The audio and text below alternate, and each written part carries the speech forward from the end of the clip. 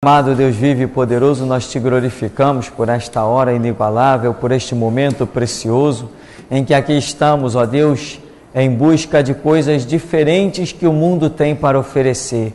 Viemos em busca, ó Deus, da Tua palavra, da Tua revelação, da sabedoria que vem do alto, do discernimento. Ó Deus, sabemos que as pessoas estão vivendo no mundo como zumbis, sem discernir o certo e o errado, ó Deus, à direita e à esquerda, mas nós viemos à fonte que sabemos, ó Deus, que é inconfundível, aquele que jorra da Sua palavra como rios de águas vivas.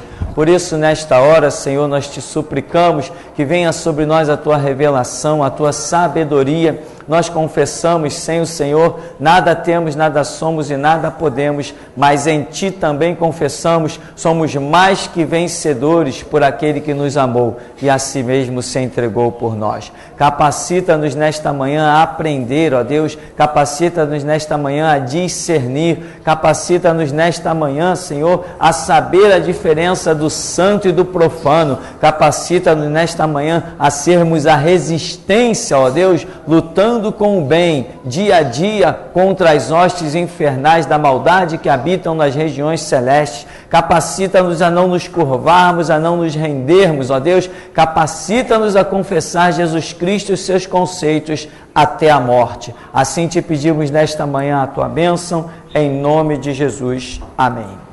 Amém, irmãos? Pode sentar. Nós queremos saber se temos perguntas nesta manhã e vamos seguir assim o nosso trajeto.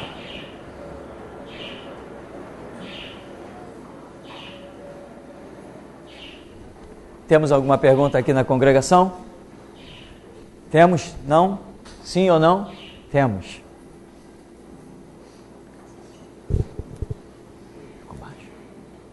Pastor, muitas pessoas nessa época da eleição têm usado aquela parte de anular e votar em branco. Nós temos alguma coisa a dizer a respeito? Bom, anular, votar em branco, interessante que eu recebi um e-mail essa semana.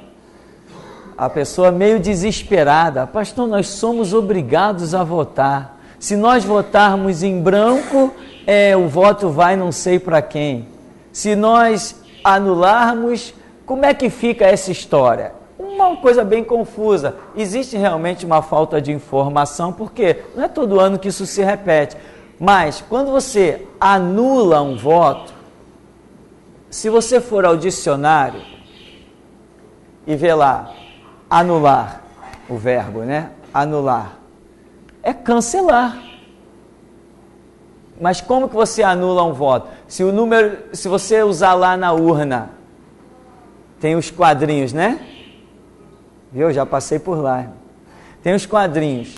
Se você colocar número ali que não existe, um exemplo, coloca o meu número lá. O meu número é 3333. Se não existe nenhum candidato com esse número, só eu, não vai aparecer foto de ninguém, não vai aparecer nome de ninguém, e se você confirmar, você anulou o seu voto, porque aquele número não existe. Anulou. Aí vem a urna muda para o próximo candidato. Se você de novo anular, até terminar, até que a sessão diga, terminou sua votação. Né?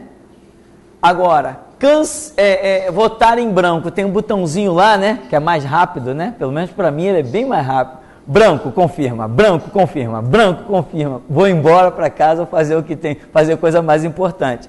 Então, votar em branco, as pessoas dizem, não, mas se você votar em branco, os votos vão para o partido em...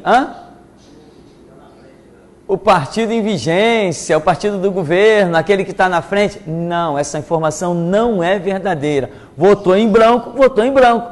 Tanto que quando termina as eleições, vem a estatística. Eleição do dia tal, fulano de tal, tantos milhões de votos. Não sei quem, tantos milhões de votos. Votos nulos, tantos votos nulos. Votos em branco, tantos votos em branco. Não se diz, nunca se ouviu dizer que os votos em branco são jogados para ninguém. Isso não existe. Agora, Quem assistiu uma reportagem da Band sobre as urnas eu já desconfiava esse negócio há muito tempo, um negócio que é programado. Assistiu, né? E quando começou esse negócio de computador, existia uma linguagem chamada MBasic, acho que era isso, MBasic, DBasic, COBOL, como é que chama? COBOL, isso, COBOL. Você tem visto isso por aí? Não viu mais. Esta é a linguagem de programação de um computador.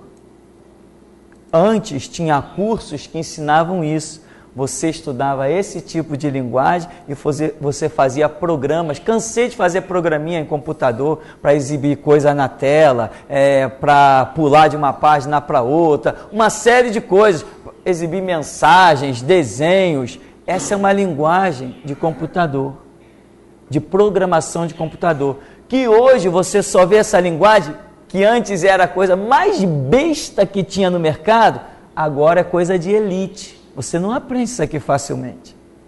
Só entrando num curso de programação. Antes isso estava em tudo que era cursinho por aí. Você entrava para aprender isso. Hoje não. Hoje você entra para aprender a mexer no computador e você não tem acesso a essa linguagem de programação. Então, quando eu estudei isso aqui, depois que saíram as urnas eletrônicas, eu falei assim, que beleza para fazer fraude. Que beleza. Por quê? Porque mesmo que eu digite o número de um determinado candidato, a urna me faz até, se quiser, aparecer a tela, a face, o rosto daquele candidato, mas existe a linguagem de programação que o número que eu digitei ali vai corresponder a outro número. O camarada que programou as urnas, ele faz o que ele quiser. Eu pensei cá com os meus botões, mas eu disse, não, esse negócio é muito controlado. Ninguém vai jogar uma urna no mercado para votação sem primeiro fazer o teste. Me enganei redondamente.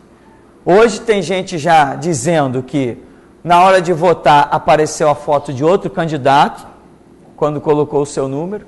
Outros já estão aí sabendo realmente que estão votando em um, mas estão elegendo outro. Meu irmão, esse negócio aí rola muito dinheiro. Você já ouviu falar nos cartolas do futebol? Também existem os cartolas da política. Se tem um lugar que rola grana, é política. Então, você acha que quem está lá dentro está preocupado com o povo? Não, eu vou entrar para asfaltar as ruas. É mesmo? Parabéns, estou feliz da vida. Eu vou entrar para baixar o IPTU. Tá, me conta outra piada, que essa daí eu já ouço desde que me entendo por gente. Viu o debate do Cabral, Peregrino, que foi o outro? Candidato a governador? Foram 3, eu não lembro do outro agora. Foi um show. Não, porque nós fizemos isso, fizemos aquilo outro, também aquele da presidência, com Dilma, com Marina, Serra, não sei se teve outro, um do PSOL. Resultado, não porque nós fizemos isso, aquilo, não, isso aí já foi feito no governo anterior, isso é continuidade.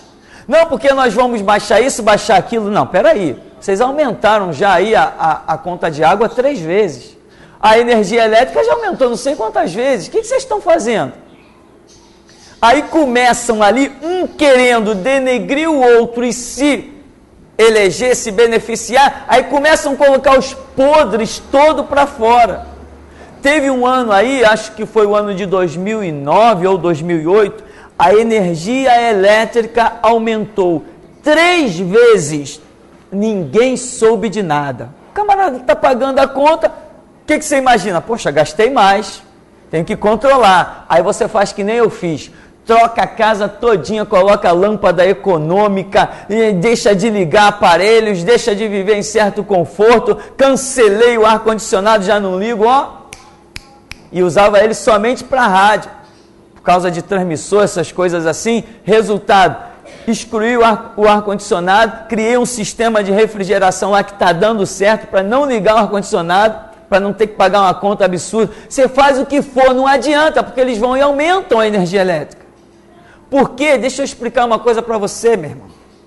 Se você não gastar, o que acontece com a Light? Se um mercado não vender, o que acontece com ele? Ele fecha. Se o camarada da loja de material de construção não vender, o que acontece com ele? Ele fecha. Você viu um mercado imenso, Carrefour, fechou. Imenso, fechou em vários lugares. Se a Light não vender energia elétrica, ela fecha. Então, se você... A ciência está descobrindo, a ciência tecnológica está descobrindo meios de cada vez mais você produzir energia e economizar mais. Para a Light isso não tem graça nenhuma. Ah, tá, o povo está gastando menos? Então aumenta a conta. Porque eles precisam sobreviver, eles precisam pagar a energia que eles estão comprando a preço de dólar, lá sei lá de onde. Se você não gasta, não interessa, a sua conta vai ser aumentada. Quanto menos você gasta, mais você vai pagar, senão a Light não sobrevive. Então não interessa, que nem eu, usei um monte troquei tudo que foi lâmpada incandescente por lâmpada comum. Mudei vários sistemas. Ué, o que adiantou? A conta que vinha 80, agora vai 120. Não interessa para a Light que eu esteja economizando, interessa que eu sou uma fonte de renda para ela.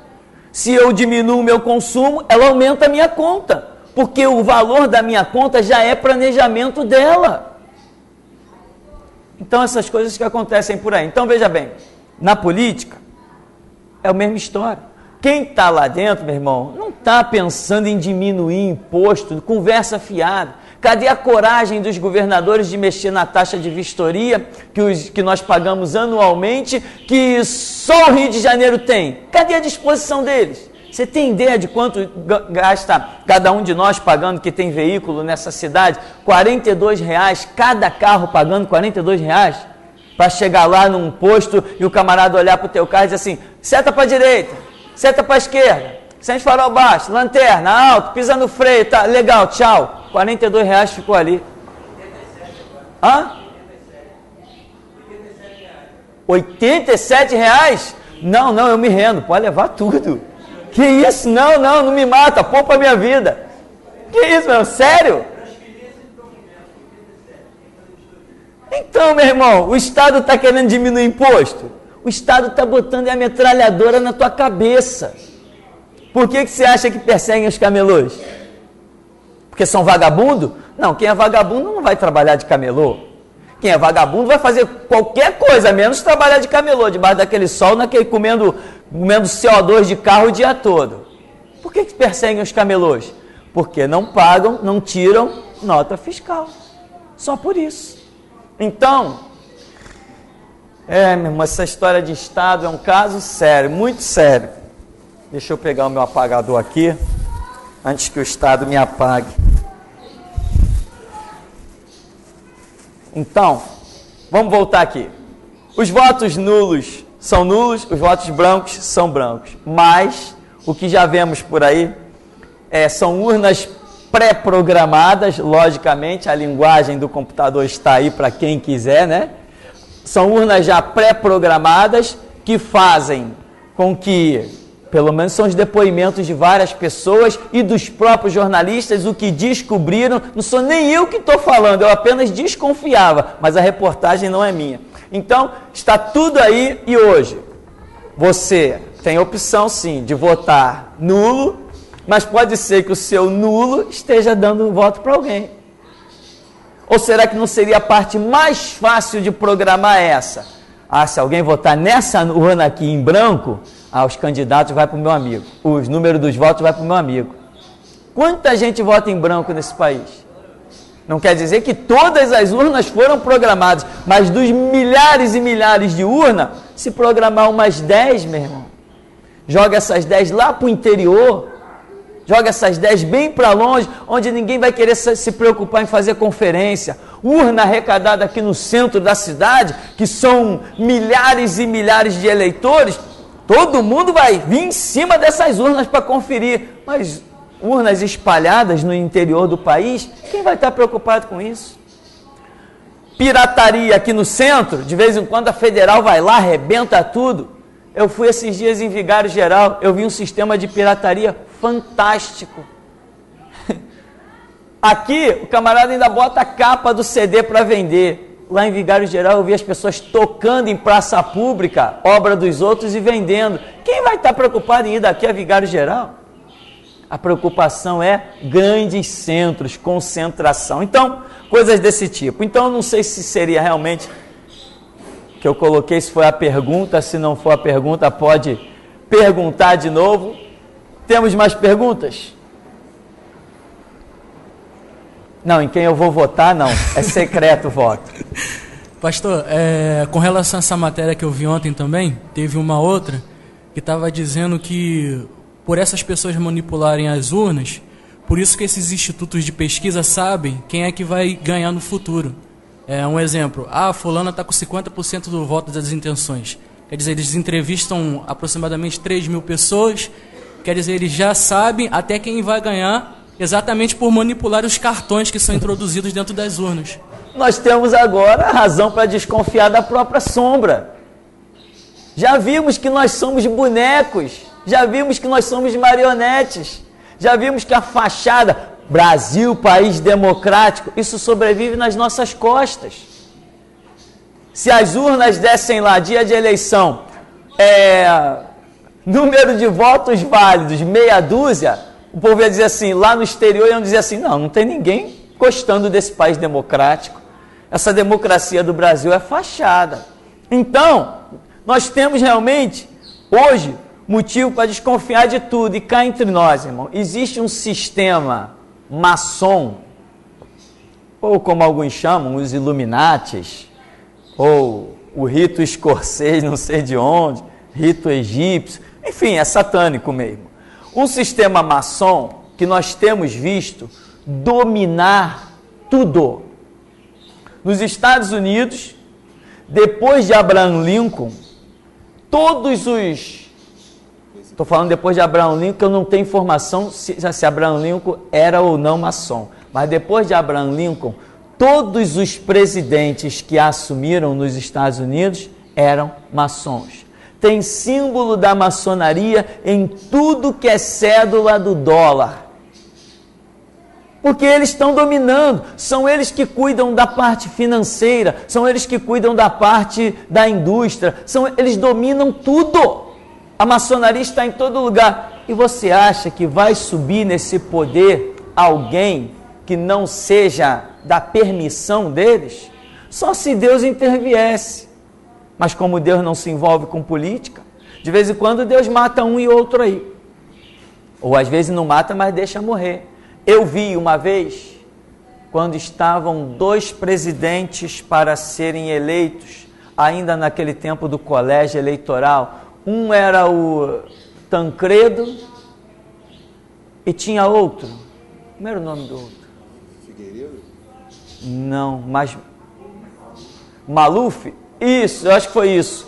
Foi isso. Então, o colégio eleitoral, aquele grupo de pessoas que votavam, só tinham 2 candidatos para escolher. Dessa vez eu fiquei extasiado com a profecia. Então, ou votaria no Maluf, ou votaria no Tancredo.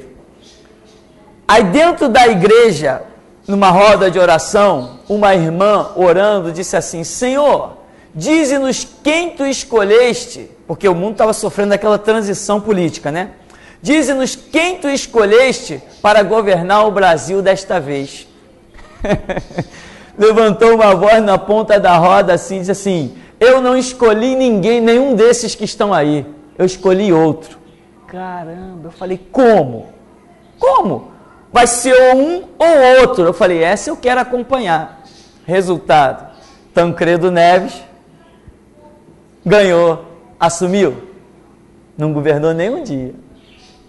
Não governou nem um dia. E depois parece que quem assumiu foi o Sarney.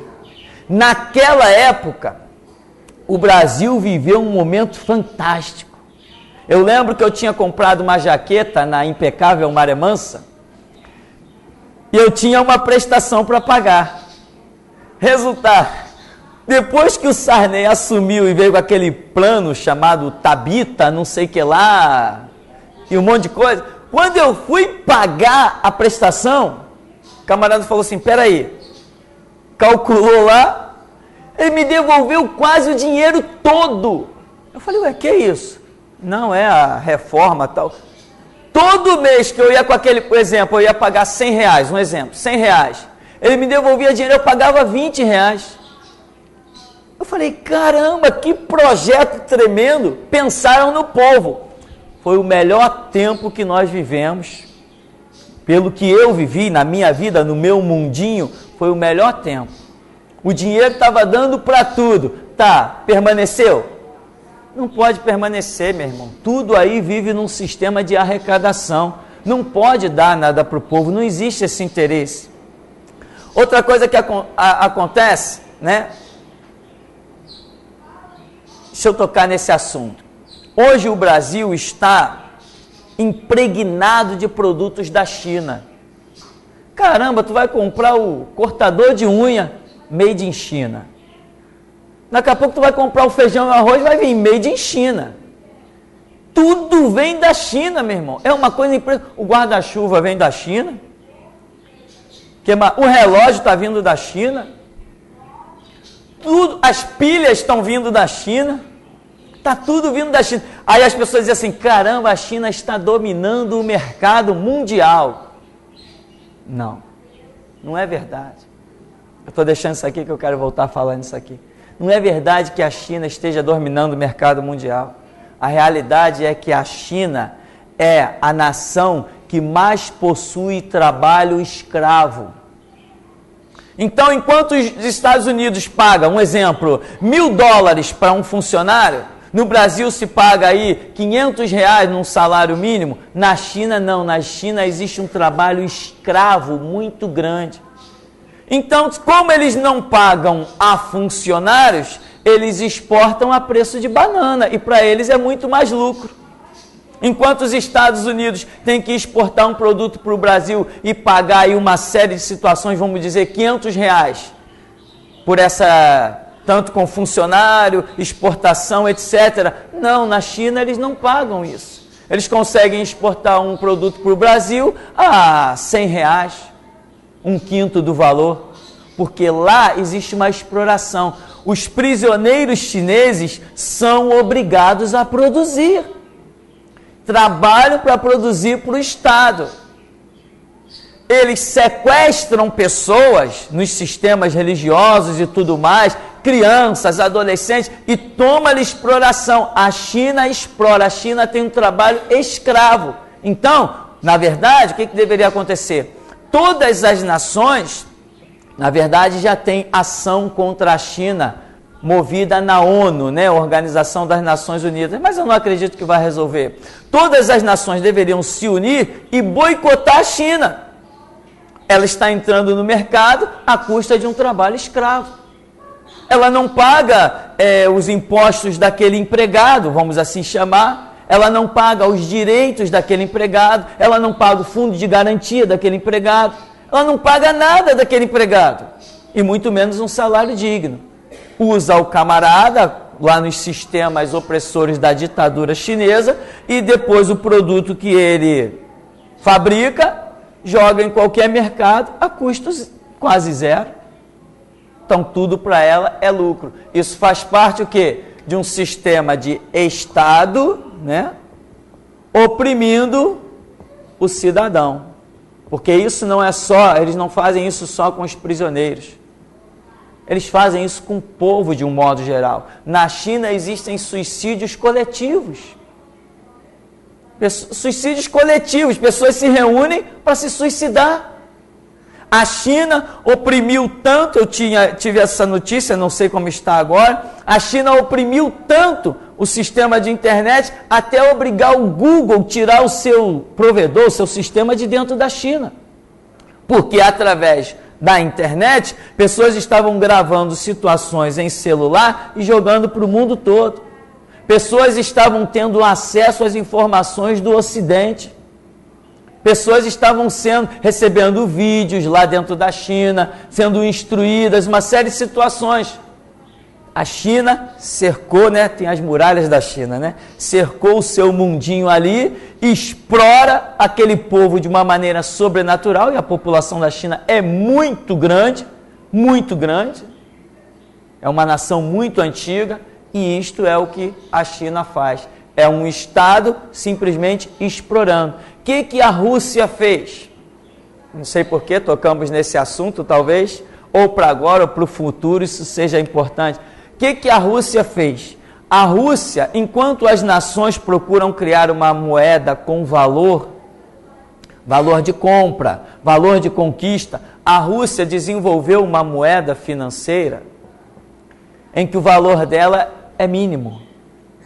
Ou seja, o cidadão que recebe o seu salário, o seu trabalho, o seu dinheiro mensal, ele tem aqui um dinheiro que dê apenas para ele pagar uma casa e pagar a sua alimentação. Ele não tem uma sobra nesse salário. Porque o que acontece no país capitalista? Você trabalha. Quanto mais você trabalha, você vê aí uma oportunidade de ter um salário maior. Então você tem uma sobra no final do seu mês. Você vai somando essa sobra, sobra mais sobra, chega uma hora que você pode se transformar num microempresário. Chega uma hora, se a sua empresa prosperar, você pode se transformar até num grande empresário. E quando isso acontece, você sai de ser da camada popular e passa a entrar numa camada aonde você vai influenciar, aonde você poderá inclusive abalar a rede de dominadores que já está estabilizada. Você está entendendo o que eu estou falando? Então a Rússia tem uma moeda que não dá nenhuma condição de um cidadão comum se transformar em alguém influente na sociedade. Um projeto de quem? Do Estado. Uma elite dominou e disse assim, vamos tirar o valor da moeda, o camarada ele pode trabalhar a vida toda. Ele não vai sair de ter a casinha dele e pagar a comida dele. Ele é exatamente igual o quê? Uma vaquinha que tem o seu curral e que come a sua ração. E vai produzindo para quem? Para o Estado, para as elites, para os Rockefellers da vida. Engraçado que ultimamente temos ouvido falar tanto em Rockefeller, né? Família rica, influente. Meu pai já falava nesses caras. Meu pai. Eu tive uma visão esses dias, quando eu comecei a ouvir falar esse negócio de Illuminati, aquelas denúncias, a família influente, os Rockefellers. Eu tive uma visão, eu pequenininho, dentro da sala, e meu pai olhando para a televisão falando assim, os Rockefellers. Eu tive essa visão, falei, caramba, meu pai já falava nesse negócio. Então, meu irmão, deixa eu voltar aqui agora, estou deixando essas informações, só para que você tenha noção do que é Estado, do que é a visão de querer dominar, colocar todo mundo como massa de manipulação. O Estado quer que nós produzamos para ele. Como eu estava falando dos maçons, nessa parte das urnas que o Diego colocou ali, então, o que faz? Faz uma pesquisa. Agora, nós entrevistamos 1000 pessoas, tá? Me dá aí o nome e a identidade dessas pessoas entrevistadas. Não, ninguém tem nome, ninguém tem... Não, nós entrevistamos. Nós fomos para a rua e entrevistamos, mas ninguém divulga a lista dos entrevistados. Interessante que nós moramos num centro como esse. Quem aí já foi entrevistado sobre quem vai votar? Ninguém, nenhumzinho. Ninguém nunca te parou. Veja bem, eu estou caminhando aí, daqui a pouco eu estou com 50 anos. Morando e passando nesse centro urbano aí imenso todo dia. Nunca ninguém me parou. Vem cá, qual a sua intenção de voto para esse ano? Ué, por que todo ano eles divulgam que não sei o que do Ibope, que não sei o que de quem, que foi ao centro da cidade e entrevistaram não sei quantas mil pessoas e a maior intenção de votos é para fulano? Ué, mas nunca ninguém me parou. Eu nunca vi nenhum movimento dessa natureza no centro da cidade. Nós aqui, imagina quantas áreas nós cobrimos dia a dia nessa cidade. Nunca ninguém nos parou. Então, lança-se uma falsa pesquisa e já se programa, né, Diego? As urnas para corresponder àquela pesquisa. Beleza. Quando acontecer, primeiro que o povo não está nem aí para quem vai para o poder ou quem deixa de ir. Quando acontecer, todo mundo aceita. Ah, o Ibope já tinha dito, o IBGE, o não sei quem. Tudo que é centro de estatística está dominado pela maçonaria, dominado pelo Estado. Tudo que é centro de estatística. Por exemplo, ouvimos dizer agora na televisão que a dívida externa do Brasil está em não sei quantos trilhões, esqueci o número agora. 3 trilhões? A dívida... Ué, mas não falaram que a dívida externa tinha sido paga? O homem falou isso na televisão. A dívida externa do Brasil está, parece que foi 3, em 3 trilhões de reais. Ué, o Estado ficou calado? Se eu sou um governador, um presidente, e aparece alguém, no caso foi um candidato, dizendo que a dívida externa do país, está jogando essa informação para a população, dizendo que a dívida externa do país está em trilhões de reais, eu vou ficar calado? Não, vou chamar esse camarada diante das câmeras e dizer para ele, prova. Mas quando o presidente assumiu, com 3 meses, disse o quê? Pagamos a dívida externa. O povo brasileiro, poxa, tá vendo? Os outros que entraram antes dele eram tudo ladrões, não pagaram porque não quiseram. Ele tem 3 meses no poder e já pagou a dívida externa. Não pagou nada. Se tivesse pagado, não ia ficar calado diante da informação que foi jogada na televisão. A dívida externa do país já se encontra em mais de 3 trilhões, se não me falha a memória numérica, alguma coisa trilhão. Não sei se é 3, não sei se é 30, eu não sei o que é, mas é alguma coisa nesse sentido. Então, meu irmão, nós somos manipulados. A nível de trabalho, a nível de estatística financeira, essas coisas, simplesmente nós somos manipulados. Como disse, né, já disseram, o povo pensa o que a mídia publica. Então, a única chance que nós temos de deixar de ser escravo se chama Bíblia. Quando você se guia pela Bíblia, você não quer saber se a infração vai ser 0 ou 1000, não te interessa, porque quem põe pão na sua mesa é Jesus Cristo, e ele não depende de infração. Quando você se guia pela Bíblia, não interessa se o Brasil está devendo, se o Brasil está lucrando, nada disso interessa. Lâmpada para os nossos pés, luz para o nosso caminho, é a palavra de Deus. Então, a Bíblia é, como Jesus falou, conhecereis a verdade, e a verdade vos libertará. Temos ainda perguntas? Ninguém perguntou em quem eu vou votar? Não estão interessados? Não? Nenhuma? Aí também não. Bom, então, meu irmão, eu quero continuar colocando para você uma posição que você tem que atentar.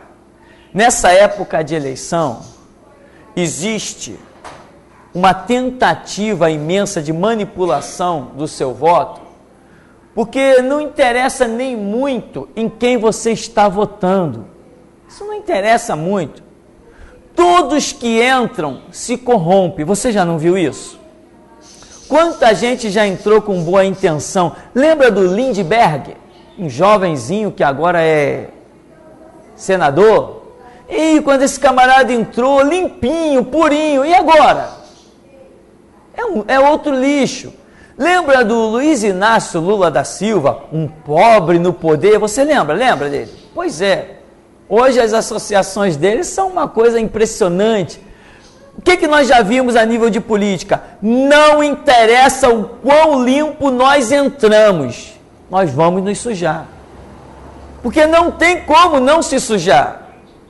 Você lembra que enquanto o Lula combatia o FHC, porque se você não sabe, eu vou te dizer uma coisa, o FHC continua no poder até hoje. Impressionante que decisões do governo, quando você vai examinar lá os detalhes, alguém consultou o FHC. Eu fico, por quê? Mas o cara já não saiu do poder? Mas lá está o seu Fernando Henrique Cardoso dando uma opinião. Ele continua no poder.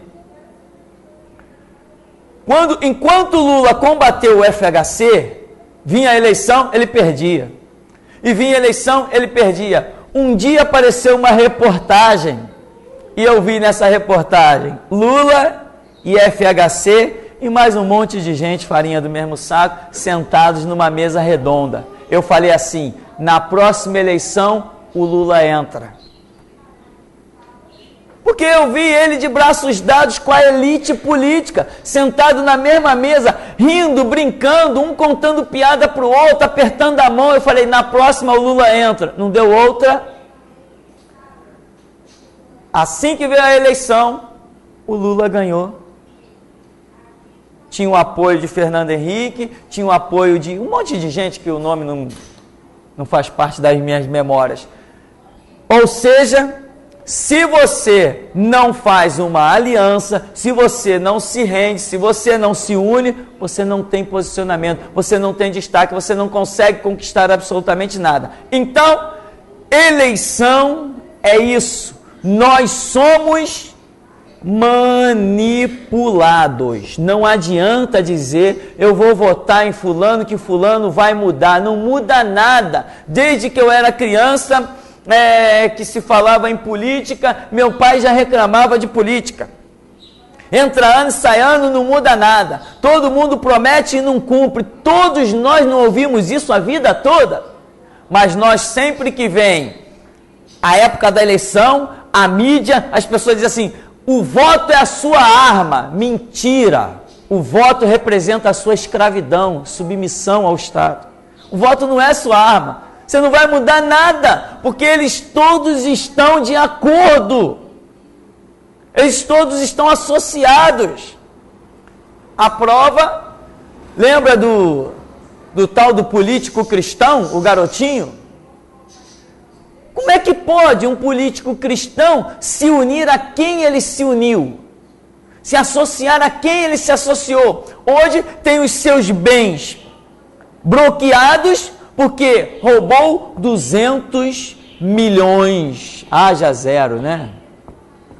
Roubou 200 milhões. Provaram que ele roubou, então bloquearam os bens dele, está brigando aí em coisa na justiça. Ora, mas esse não era o político cristão apoiado por todas as rádios evangélicas? Até hoje os crentes de meia tigela passam aqui e jogam um monte de folheto dele aqui dentro da igreja. E no outro dia eu estava em cima na janela e eu ouvi quando alguém disse assim, não, aqui joga bastante folheto porque aqui tem muita gente para votar. Já estão com a cabeça manipulada e acham que a sua também vai ser. Eu gostaria mesmo de um dia ver entrar aí na política alguém que fizesse diferença. Dizem que um dia entrou, né, um tal de Getúlio Vargas. Ou seja, político bom é político morto. Fala, meu.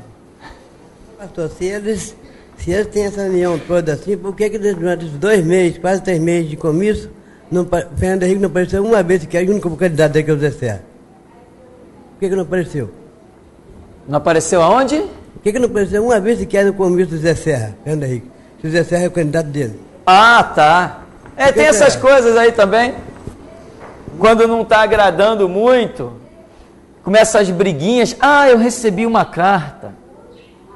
Eu recebi uma carta daquele dono da melodia, Francisco Silva. É Francisco Silva, né? Recebi uma carta dele. Primeiro eu recebi um monte de carta com candidato e tal. Depois eu recebi uma carta dele lamentando, dizendo, estou escrevendo esta carta chorando. Porque o nosso irmão, aí ele diz assim, ainda vou chamá-lo assim, o nosso irmão garotinho nos traiu.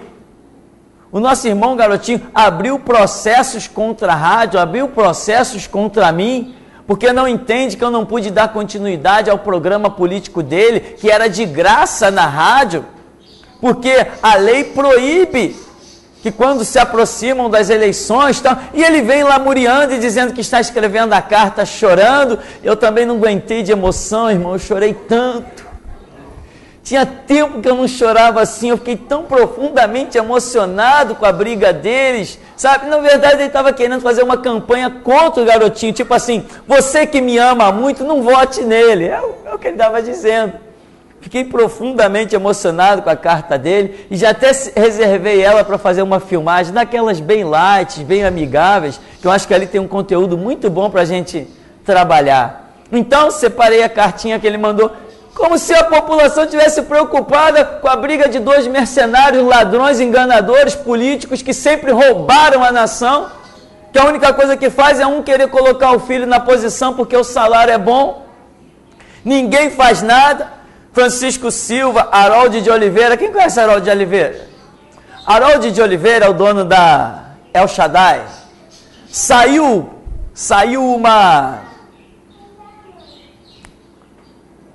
uma lei que ia favorecer aos que têm carteira assinada.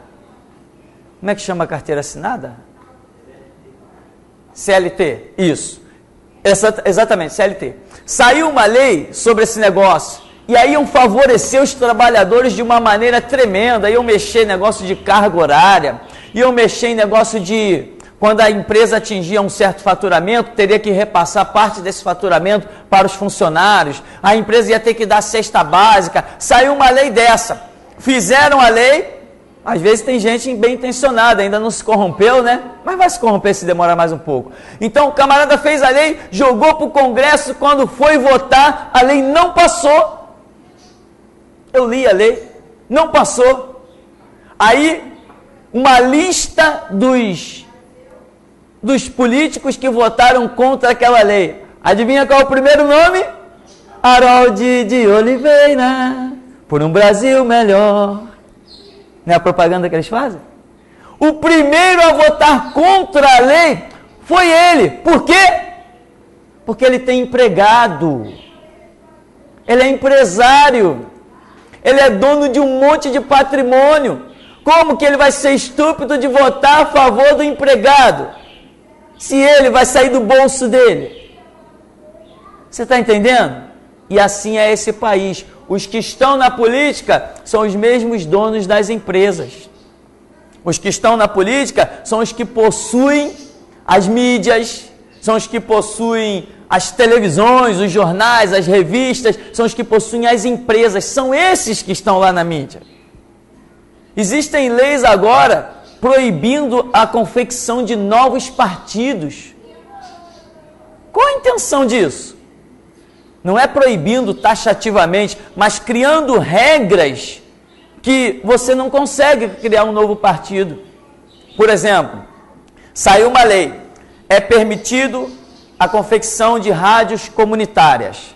Tá, mas aí o camarada pede tanta coisa, parece que ele está pedindo até CPF da tua bisavó, o nome do teu tataravô, a origem, aonde nasceu o teu tataravô. Ou seja, o que eu estou querendo dizer com isso? São exigências tão terríveis que você não consegue chegar lá, para as rádios comunitárias. Então o processo para no meio e você fica à mercê do Estado. Enquanto o Estado permitir, você vai em frente. A hora que ele diz assim, não, vamos fechar, ele manda a federal, mete o pé na porta, quer levar os equipamentos, quer tudo. Teve um caso aqui no estado do Rio, quando a federal chegou lá, a comunidade se colocou na porta da igreja, falou, na porta da rádio, disse assim, não vão entrar. Não, mas que não vai entrar. Por quê? Porque a lei está lá no Congresso, estamos brigando no Congresso e não vai entrar. A polícia chegou, entrou no seu carro e foi embora. A rádio está lá até hoje. A rádio está lá até hoje. Ninguém tocou. Porque não existe a permissão para que a federal invada nenhum local. Isso é burocrático. Eles têm que fazer o quê? Emitir. Tem uma rádio pirata na Presidente Vargas, tá? Constatou? Existe uma rádio pirata ali? Tem que ser emitido um documento ao Ministério Público. O documento tem que ser julgado lá, não sei por onde, tem que passar na mão de um juiz, e o juiz responsável diz assim, vai lá e fecha. Até hoje, todas as rádios que foram fechadas, Campo Grande, São João de Meriti, toda a Baixada, muitas rádios foram fechadas. Nunca foi apresentado nenhum documento. Simplesmente a Anatel diz assim, vão fechar. Vai lá e fecha. Se a população se colocar na porta da rádio, eu quero ver eles fecharem. Não vai fechar, vão prender, vai levar todo mundo, mas não vai fechar. E assim aconteceu, resultado, ninguém foi preso e a rádio não foi fechada. Então, meu irmão, existe interesses de elites e nós aqui embaixo somos apenas uma massa de produção para o Estado. Se você acreditar que realmente vai mudar, teu candidato vai entrar, né? Aquele camarada que veio na rua, te abraçou, tirou uma foto contigo instantânea, sorriu para você, apertou tua mão. Se você acha que ele vai lembrar de você daqui a um ano, vote nele. Eu acho que ele não vai lembrar de você. Mas política é isso. Temos alguma pergunta? Não? Hoje é um dia que ninguém está em casa nem ouvindo rádio, né? Está todo mundo votando por aí. Daqui a pouco nós vamos lá também votar. Alguém tem um número aí? Bom, então, política. Eu vou criar um slogan, política. Eu tô fora. Esse é meu slogan. Política, eu tô fora. Eu vou lá, sei lá se um dia eu posso precisar desse documento em dia, do título de eleitor, para dar um olé no Estado, fazer alguma coisa, né? Se bem que eu acho que eu não vou nem precisar. Eu mantenho toda a minha documentação em dia. Para caso eu precise dela, as coisas me facilitem. Só para isso. Tirar um passaporte, título de eleitor, está aqui. Lá vou eu. Eu ganho tempo com isso, só isso, né? Não sei o que lá, título de eleitor, está aqui. Vou abrir um CNPJ, sei lá, montar o que, título de eleitor, está aqui. Pode sondar, tá ativado, bonitinho. CPF, está aqui. Identidade, está aqui. Comprovante de residência, está aqui. Caverna tal, andar tal, está tudo lá, tudo reservado. Minha documentação ela é toda em dia, mas não quer dizer que eu ando segundo aquilo ali não. Né? Documento da igreja, está aqui. CNPJ, está aqui. Inscrição não sei aonde, está aqui. Eu quero não sei o que, peraí, eu não tenho esse documento. Eu ligo lá para o sistema jurídico, me manda o documento tal, que eu não tenho aqui. Está aqui. Agora, o que está escrito no teu estatuto? Não sei. Mas está aqui. Amém, meu irmão? Então eu acho que você deve sim manter toda a sua documentação em dia, porque você pode precisar dela só para agilizar algumas coisas. Não é ousar que Jesus esteja limitado a elas, mas às vezes. Amém? Nós vamos dar uma paradinha ou temos pergunta antes? Não? Então vamos dar uma paradinha? A gente bebeu uma aguinha, um cafezinho e já já a gente volta.